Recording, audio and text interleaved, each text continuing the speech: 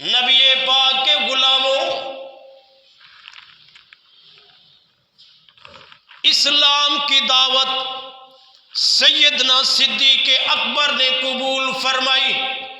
قریش مکہ کی طرف سے سختیاں زیادہ ہونے لگی، یہاں تک کہ سیدنا صدیق اکبر پر سرزمین مکہ تنگ ہو گئی اور آپ روانہ ہو گئے۔ بخاری شریف کی حدیث سیدہ طیبہ اما عائشہ صدیقہ اس حدیث پاک کے راوی ہیں۔ بخاری شریف کی حدیث میں پوری تفصیل کے ساتھ کئی احادیث میں طویل ترین احادیث کی صورت میں یہ سیدنا صدیق اکبر کی زندگی کے گوشے محفوظ ہیں۔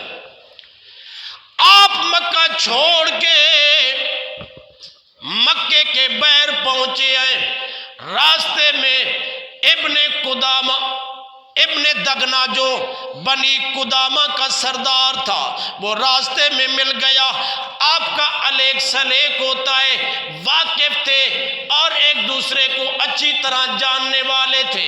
ابن دغنا نے کہا صدیق خیر تو ہے، کدھر جا رہے ہو؟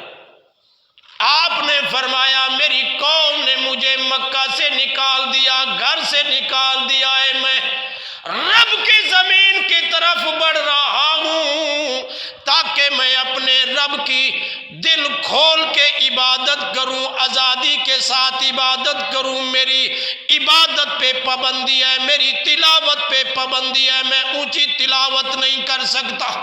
کفار مکہ کو خیال ہے ہمارے بیویاں بچے ان کی آواز سن کے کہیں کلمہ نہ پڑھ لے، ان کو خدشہ خوف ہے، خطرہ ہے۔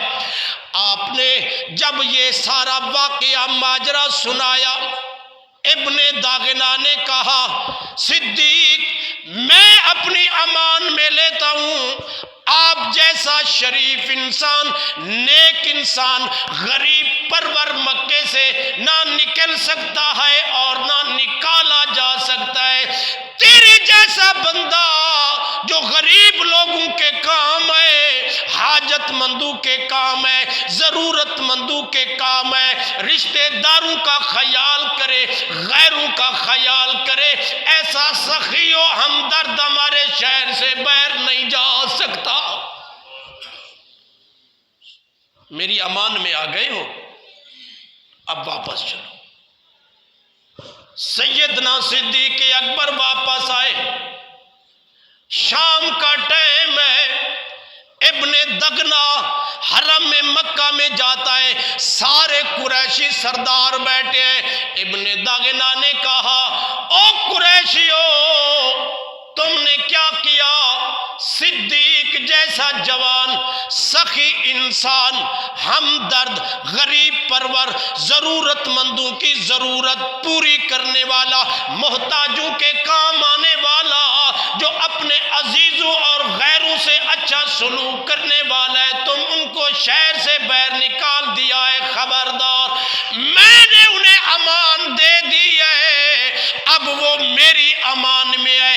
اس کا مطلب یہ ہوتا ہے اب جو صدیق کی بات کرے گا، جو اس کو شہر سے نکالے گا، میرا ان کے ساتھ جھگڑا ہوگا، اعلان جنگ ہوگا، میرا مقابلہ ہوگا۔ میری امان میں آ گیا۔ انہوں نے کہا ہم آپ کی امان کو تسلیم کرتے ہیں، لیکن شرط یہ ہے ابو بکر صدیق کو کہو کہ وہ اپنے گھر میں عبادت کرے، تلاوت کرے، کچھ کرے، وہ گھر کے اندر عبادت کرے۔ اس کو ہم برداشت نہیں کریں گے کہ وہ اونچی آواز کے ساتھ اور کھلے عام عبادت کرتا رہے، اس کو ہم اجازت نہیں دیں گے۔ انہوں نے کہا اچھا میں بات کر لیتا ہوں۔ ابن داغنا سیدنا صدیق اکبر کے پاس جاتے ہیں، اور صدیق بات اتنا ہے میں معاہدہ کر چکا ہوں، تمہیں امان دے چکا ہوں، قریش مکہ کی طرف سے کچھ پابندیاں ہیں، کچھ شرائط ہیں، گھر میں عبادت کرو، تم سے نہیں پوچھا جائے گا، شرع عام نہیں کرنی، اور تلاوت گھر میں کرو لیکن باہر آواز نہیں جانی چاہیے۔ کچھ ٹائم تو سیدنا صدیق اکبر نے ایسا فرمایا، لیکن خیال آیا رب کی عبادت میں کر رہا ہوں، قرآن کو بھی بآواز بلند پڑھوں، کیونکہ آپ بڑے رقیق القلب تھے۔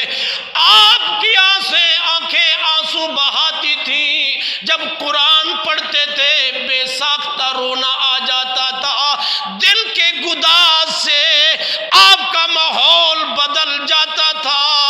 آپ نے اپنے گھر کے اندر گھر کی مسجد بنائی، جو آج کل لوگ گھروں میں ایک مصلی کی جگہ بنا لیتے ہیں۔ سیدنا صدیق اکبر کی سنت،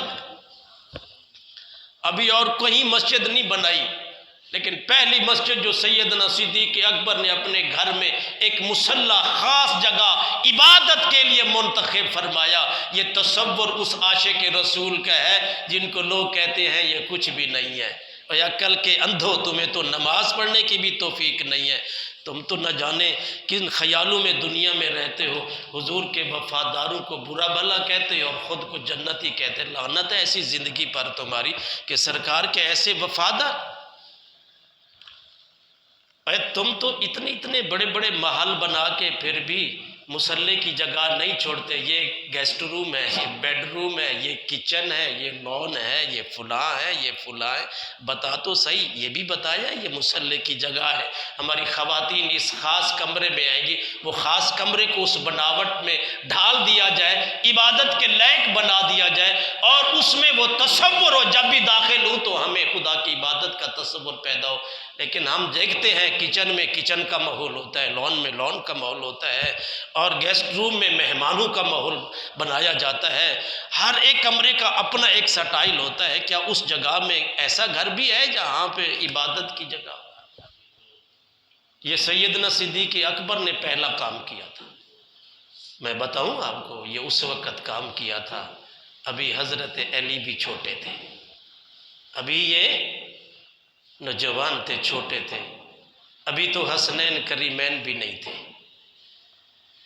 جب اسلام کو خون سے جوان کرنے کی ضرورت پڑی تو اس وقت سیدنا صدیق اکبر تھے، اس وقت عمر بن خطاب تھے، اس وقت عثمان غنی تھے، اس وقت حیدر کرار تھے۔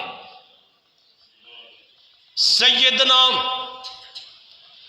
صدیق اکبر نے نماز بآواز بلند قرآن کی تلاوت نماز میں کرتے ہیں، رو رہے ہیں، سوز دل سے نکلنے والی آواز ارد گرد ماحول پر اثر انداز ہو رہی ہے۔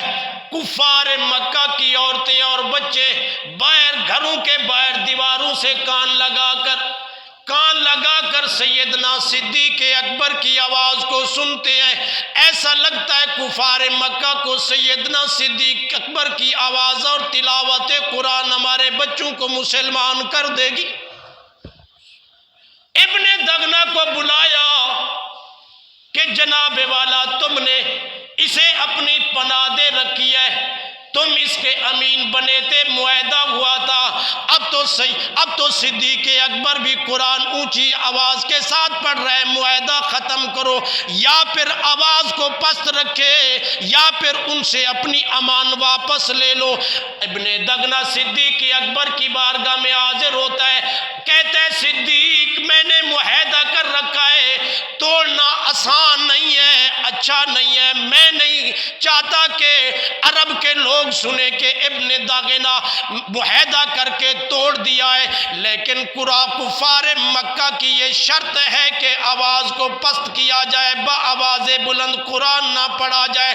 اگر صدیق ایسا نہیں کر سکتے، جو لگتا ایسا ہے، تو پھر میں اپنی امان واپس لیتا ہوں، مجھے واپس کرو، بولو صدیق۔ سیدنا صدیق اکبر نے بغیر توقف کے فرمایا، ابن دغنہ جا، میں اپنی امان جو میں نے لی تھی میں تجھے واپس کرتا ہوں، میں خود اپنے رب کے سپرد ہوتا ہوں۔ اللہ اکبر۔